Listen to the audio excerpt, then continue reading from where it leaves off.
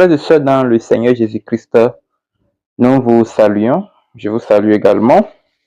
Il y a longtemps, on s'est pu rencontrer dans des enregistrements comme celui-ci, mais par la grâce de Dieu, nous sommes là. Rapidement, on ne va pas tarder. Pourquoi sommes-nous là? Puisque nous sommes en train de démarrer une nouvelle année romaine. Il faut chaque fois préciser, ce n'est pas 2006 de la Bible, non. En quelque sorte, c'est 2006 des Romains. C'est eux qui ont créé ce calendrier grégorien. Voilà. Et tout comme chacun est en train de fêter comme il veut, mais nous qui sommes dans la saine doctrine, je pense que nous attendons impatiemment le festin de la noce de l'agneau. C'est ça la seule fête qui nous attend. Alors, il nous revient de continuer à évangéliser, de continuer à prêcher, de continuer à vivre dans la sainteté, de corriger nos faillites et d'attendre le retour imminent, très imminent de notre Seigneur Jésus-Christ. Alors, 2026 des Romains, que pensez-vous, que pensons-nous, que se passera-t-il?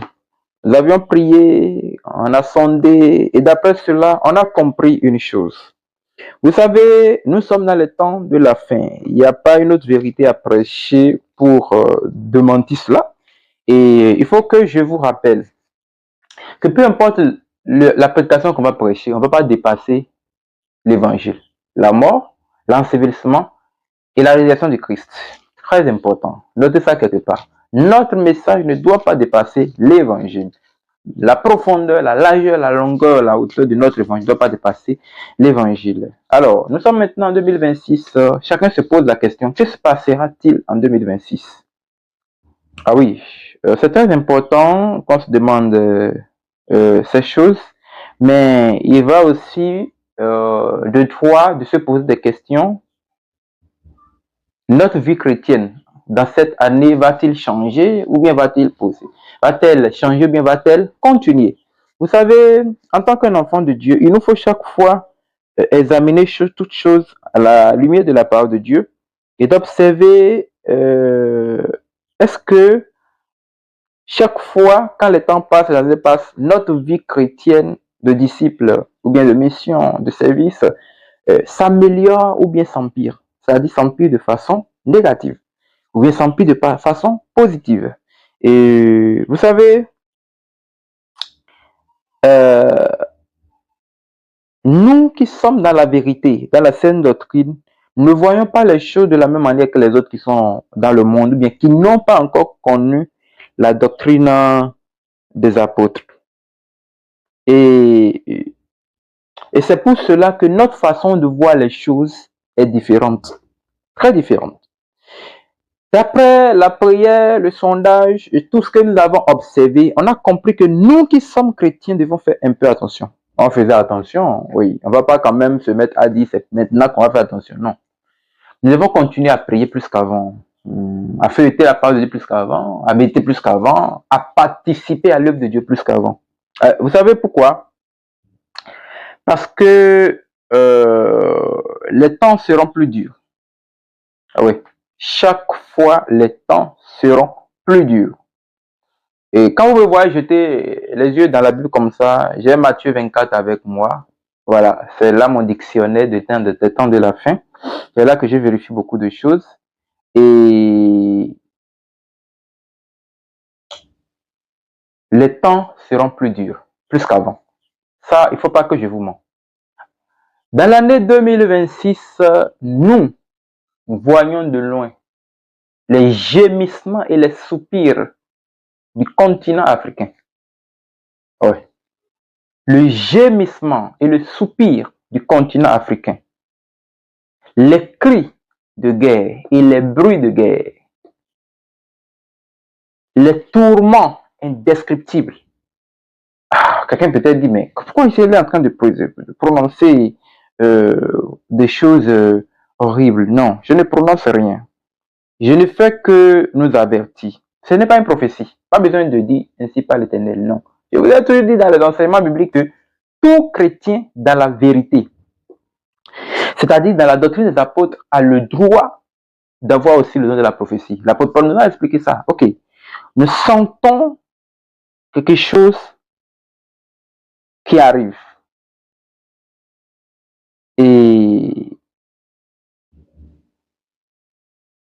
Cela veut dire simplement que nous devons savoir que les frustrations qui se passent dans le monde et qui sont autour de nous, il se peut que nous soyons aussi victimes. Il se peut que nous puissions le voir, les sentir aussi. Oui. Et puisque si vous lisez dans la Bible ici, la Bible est claire. Hein? Le livre de Matthieu chapitre 24, verset 21, il dit, car alors la détresse sera si grande qu'il n'y en a point eu de pareil depuis le commencement du monde. Jusqu'à présent, il n'y en aura jamais. Il n'y en aura jamais. Cela ne veut pas dire que c'est en 2026, c'est une année différente. Non, seulement c'est une année qui va prouver encore de pire que 2025. Ça, c'est clair. Le monde va gémir parce que... Et dans ce cas, qu'est-ce que nous qui sommes chrétiens devons faire? C'est simple.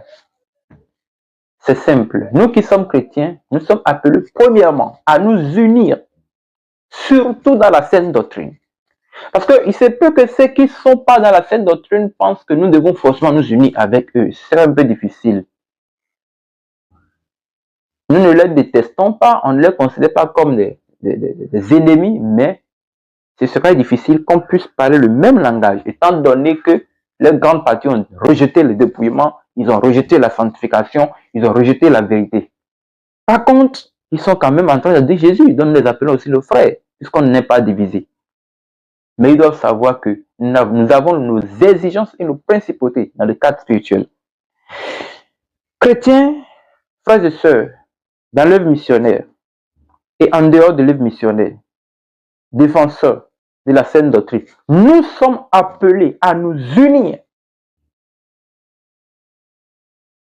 à vivre dans la même vision, dans le même objectif, dans la même pensée. Cela voudrait dire que si mon frère est dans une erreur, je dois le soutenir. Ce n'est pas le cas. Mais je ne dois pas, comment dirais-je, défendre son erreur. Je dois le soutenir dans le cas où je lui fais des reproches et il me comprend, il m'écoute. Voilà.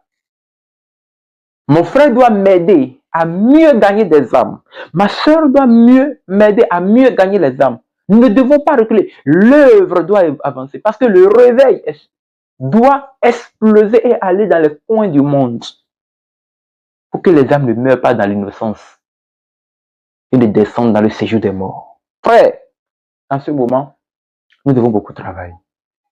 Le monde fête, le monde crie, le monde chante, le monde danse. Mais nous, dans la saine doctrine, nous devons pleurer pour le monde. Pleurons, évangélisons. Pleurons pour la perte des âmes. Intercédons, faisons le cri missionnaire. Pleurons pour la moisson, la grande moisson pour laquelle Christ a souffert la croix. Bien aimé, sur la plateforme de Réveil des Nations, nous avons notre mission de cette année. L'ordre missionnaire porte ceci, 2026. Grimper la tour forte pour un réveil sûr en Jésus-Christ dans les nations. Référé de Proverbe 18, verset 10, vous allez voir, il y a une tour dessinée sur le truc. C'est juste une illustration. Et si on peut voir directement de deux références qui sont mentionnées dans le temps après. Proverbe chapitre 18, le verset 10. Voilà. Vous pouvez voir ici.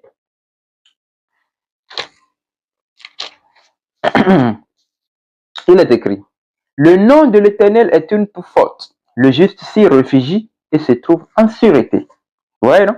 Ok, nous avons une tour à monter. Cela voudrait dire que on a des portions d'enseignement, on a des objectifs à défendre. Et sur le calendrier, pour ceux qui en ont, pour ceux qui n'en ont pas, allez visiter notre site web, c'est là vous pouvez avoir et télécharger même.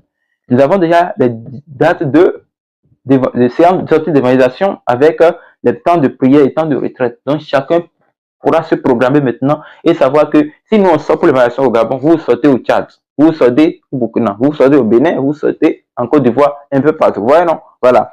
Et ici, dans la deuxième référence, je ne voulais pas expliquer, juste, c'est juste toucher ça. Je ne sais pas si avec le temps, on va se retrouver dans une prédication où on en parlera mieux, on va expliquer, pour permettre à ceux qui n'ont pas encore compris de tirer profit. Voilà. Donc, il y a deux références. Il y a Proverbes chapitre 18, le verset 10, et il y a Agé chapitre 1er, le verset 8, qui dit: Montez sur la montagne, apportez du bois et baptisez la maison. J'en aurai de la joie et je serai glorifié, dit l'Éternel. Voilà, on aura peut-être un temps d'introduction à l'ordre missionnaire 2026. Vous allez mieux comprendre que se cache-t-il derrière derrière l'énoncé qui a été donné. Voilà. Et c'est ce que nous devons faire dans toute cette année. Dans toute cette année, nous sommes appelés à monter la tour forte, grimper cette tour pour un réveil sûr dans toutes les nations. Dans toutes les nations. Donc, bien aimé en Jésus-Christ, peu importe que le monde crie ou pas, que la guerre vienne ou pas, si on nous tue, on meurt, gloire à Dieu, on va aller au ciel. Mais si on ne nous tue pas, le réveil se poursuit. L'œuvre missionnaire se poursuit. L'évangélisation se poursuit. L'organisation des programmes se poursuit. L'enseignement des disciples se poursuit. La formation des missionnaires se poursuit. Nous devons grimper jusqu'à toucher le sommet de cette tour. J'espère que vous allez bien. Ok. Donc, n'ayez pas peur, en 2026, il y aura ceci, il y aura cela. Non, nous, on va prier. Si on prie, et Dieu calme. Ah, gloire à Dieu, Dieu a calmé. Mais êtes-vous sûr que ça va tout calmer? Ça va exploser un jour, puisque ça fait partie de la prophétie. Vous entendrez les guerres et les bruits des guerres. Voilà. Donc, je remercie chaque frère et soeur qui nous suit souvent et les bien-aimés qui nous suivent. Depuis votre position, je vous remercie beaucoup. Et nous sommes reconnaissants parce que vous êtes derrière nous. Nombreux nous écrivent et on est vraiment motivés. Et nous vous demandons en même temps qu'en cette année, il y aura des mobilisations des frères et sœurs qui ont le talent d'animer la cinématographie, voilà, pour faire le tournage des vidéos inspirants, des films chrétiens. Aussi des jeunes qui sont mobilisés à organiser la sortie, voilà, dans les lycées, les écoles, voilà, et les collèges, les hôpitaux, les prisons, pour la cause de l'évangile. Ce n'est pas une dénomination. Le réveil, la plateforme du réveil des nations n'est pas une dénomination. Nous sommes une collaboration missionnaire qui œuvre pour le réveil des nations. Et nous collaborons avec qui que ce soit qui est prêt à suivre la saine doctrine. Merci beaucoup. Que le Seigneur vous bénisse. Amen. La plateforme du réveil des nations. Toutes les nations viendront et se prosterneront devant toi.